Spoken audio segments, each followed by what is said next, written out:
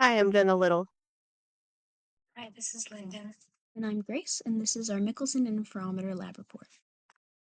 In the first part of the lab, we calibrated the interferometer. We know from the last lab that changing the optical path distance changes the fringe order by some amount.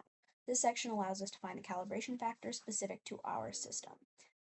This image is of the setup, which we aligned until just a few circular fringes became visible. Then in this video, we adjusted the micrometer until the pattern cycled through 100 fringes. We noted that our micrometer was in units of inches with the finest division as 10,000ths of an inch. We used this to record the proper initial and final micrometer positions and use the equation lambda n over d as shown to get a final calibration factor of 0.3664.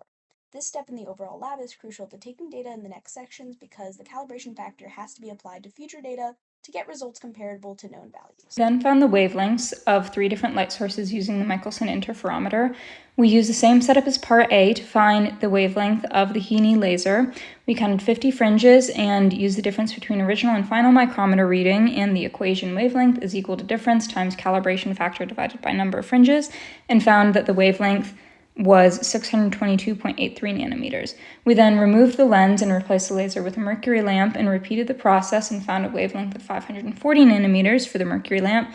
And then we replaced this lamp with a sodium lamp and added a glass diffuser and repeated the process again, finding a wavelength of 595.61 nanometers for the sodium lamp.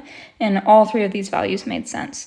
And here's a video of the mercury lamp fringes, the Haydinger fringes, moving as we move M1. So this is part C, measure wavelength separation of a sodium doublet.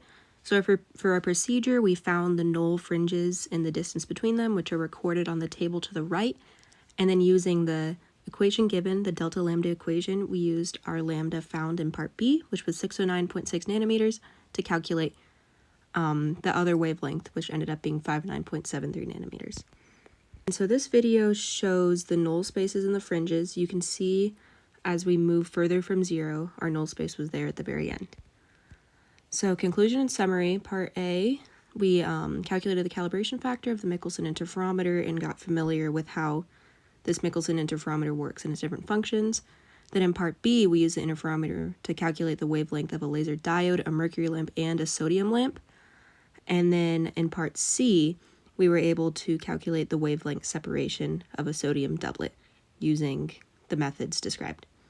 So in this lab overall, we learned about how a Michelson interferometer works and how it can help us find wavelengths of various sources. Thank you.